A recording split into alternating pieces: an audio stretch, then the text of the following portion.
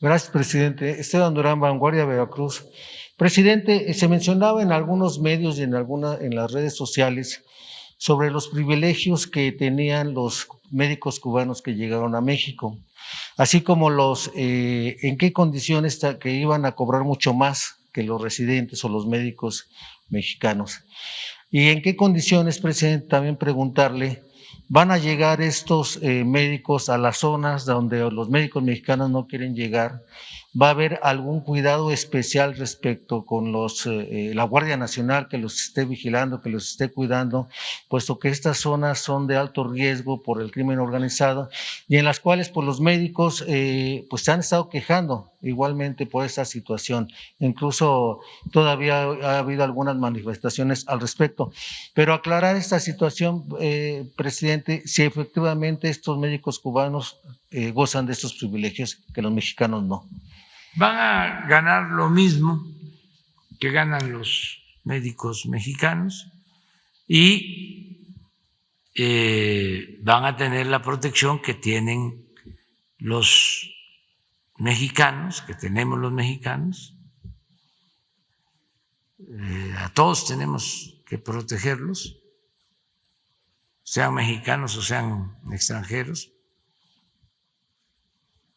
Y sí es de mucha ayuda porque necesitamos los médicos, los generales y los especialistas. Ya casi estamos al 100 en Nayarit, que es el primer estado. No tienes la lámina de Nayarit, nada más. Pero aún ahí, en Nayarit, en caso de especialistas estamos en el 79%, 78%, médicos generales y ya 100%, en medicamentos 94%, en toda la estructura. Y vamos a seguir con Tlaxcala y Colima. Sí. Hospitales 12, esto quiere decir que están equipados. Tienen quirófanos, porque habían casos, fui a Rosa Morada y funcionaba un quirófano, y hay 2 funcionando. Hay problemas hasta de aires acondicionados en los hospitales, en quirófanos.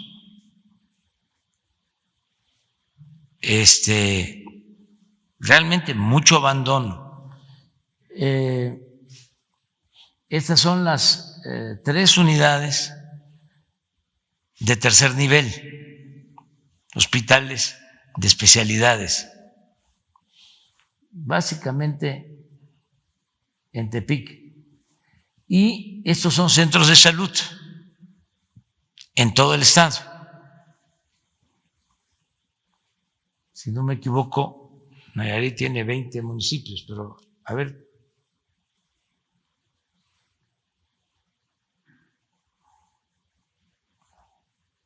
Son los centros de salud de los pueblos, de las comunidades.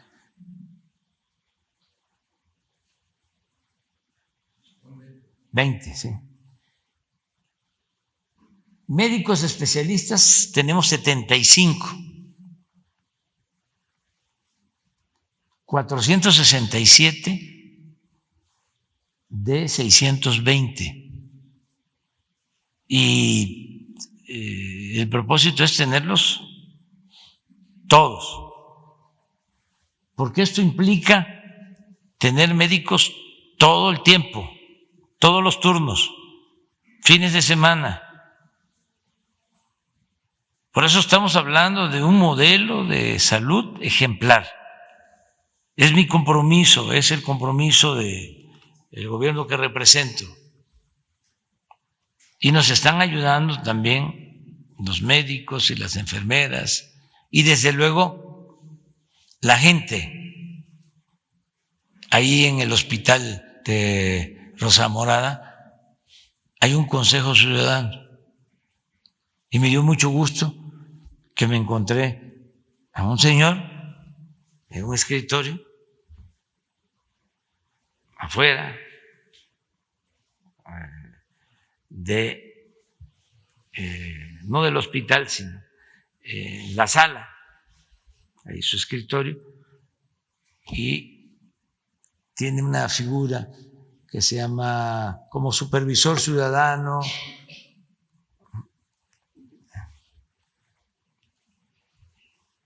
y es voluntario, y está ahí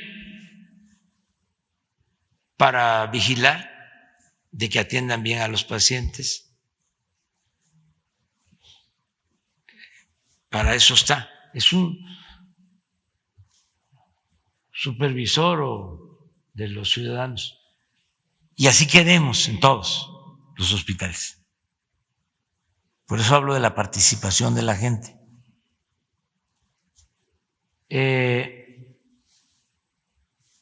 En basificación, esto es muy importante. 99%. Sus bases. Heredamos el gobierno con cerca de 90,000 trabajadores de la salud contratados de manera eventual, y algunos llevaban años y ya tienen su base.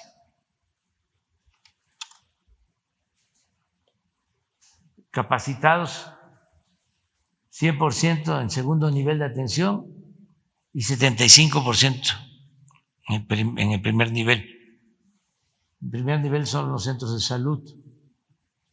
Esto es lo que se invirtió, pues, en reparaciones, en pintura, porque muchos abandonados, abasto de medicamentos, recetas. Estuve en la farmacia del hospital. ¿Se cuenta con la suficiente infraestructura y medicamentos y aditamentos para que estos médicos puedan trabajar? Aquí, en Nayarit, ese es el resultado. No puedo decir lo mismo de otros estados, porque estamos empezando. Este es el primer estado que queremos tener, como se dice coloquialmente, al 100. ¿Y en cuánto tiempo y en qué otras regiones se tendrá al 100, presidente? Este fin de semana voy a la supervisión del Tren Maya. La siguiente semana voy a hacer lo mismo que hice en Nayarit, en Tlaxcala y en Colima. Van a estar al 100. Vamos a tener 3 estados ya. Esto se hace con acuerdos con los gobernadores, gobernadoras y con todo el personal, porque hay mucha desconfianza, porque este es un sistema federalizado. Es IMSS, bienestar, salud, bienestar. Y los que llevan 5, 10 años, 15 años trabajando en el sistema de salud en un estado, tienen preocupación de si se va a respetar su antigüedad, sus sueldos, y todo eso se ha ido resolviendo, y ya la basificación les da mucha confianza, mucha tranquilidad. Y no se va a despedir a nadie. Okay. Tuvimos problemas en Nayarit ahora con 70 trabajadores, pero no de este programa, sino de otro programa, y piden ellos que sean también contratados, y se les va a contratar. Lo único que les planteamos es de que se va a revisar qué es lo que ellos hacen. Su mayoría no son médicos, ni son enfermeras, son trabajadores administrativos. Merecen ser atendidos, pero había también la mala práctica de que se tenía personal que cobraba sin trabajar. Aviadores. Aviadores. Entonces estamos limpiando eso. Y luego los comisionados que tenían los sindicatos, que también cobraban y cobraban muchísimo y no trabajaban. Y sí, de acuerdo al contrato, hay un número determinado de trabajadores que sí lleva a cabo una labor sindical, tiene que tener una comisión. Bien. Pero habían más comisionados de los que establece la ley. Ese es el abasto. Ya se tiene el mecanismo de control de insumos. 1,942 equipos habilitados, 100 piezas de mobiliario, 300 equipos médicos en 98 centros de salud, 15 hospitales, y así estado por estado. Es también voluntario. A mí me dio mucho gusto que empezáramos en Nayarit porque el gobernador es médico y siempre hay la tentación, hasta por deformación profesional, de que si soy médico, ¿cómo voy yo a permitir la federalización de la salud? Yo tengo que manejar la salud. Si soy médico, pero además el doctor Navarro fue director de salud, delegado de salud, es un especialista en la materia. Pues fue el primero que aceptó la propuesta de decir, yo entrego,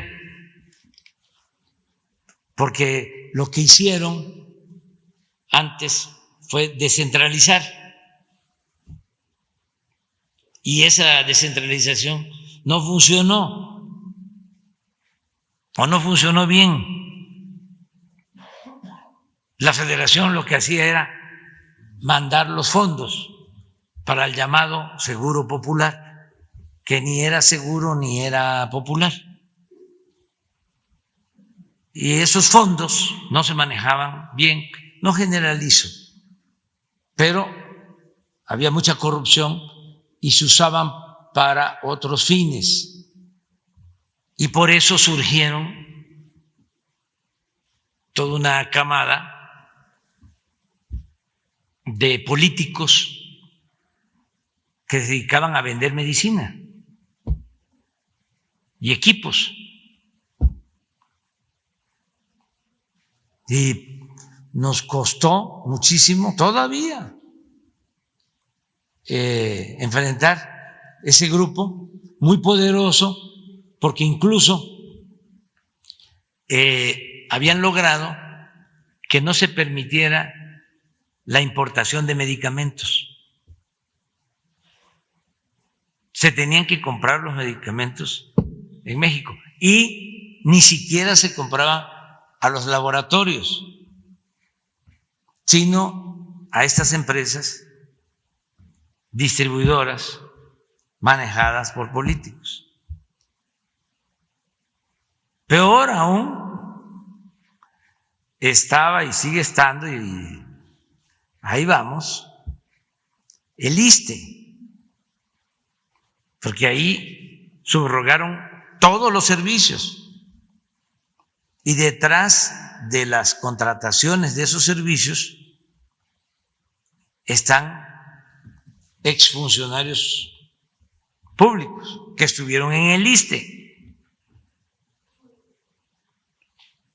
Pero bueno, a tu pregunta,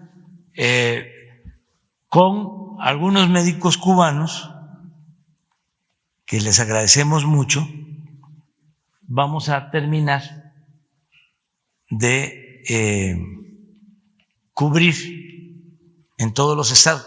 De todas formas, no nos va a alcanzar. Estamos viendo en otros países, porque es muy grave lo que sucedió. Rechazaron tanto a los jóvenes que querían estudiar medicina, hubo tanta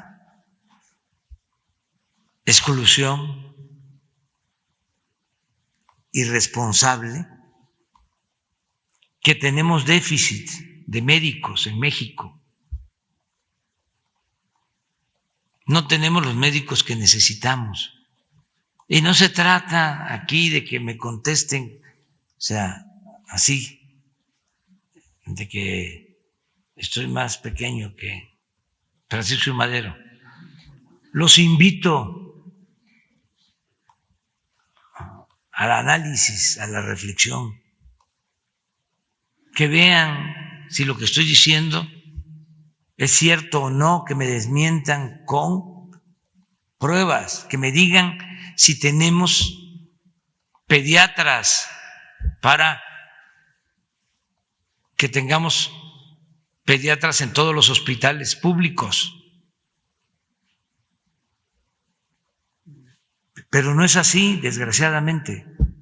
Entonces, estamos abriendo escuelas de medicina, de enfermería. En todo el país debemos de tener abiertas como 40 en las zonas más apartadas. Y ampliamos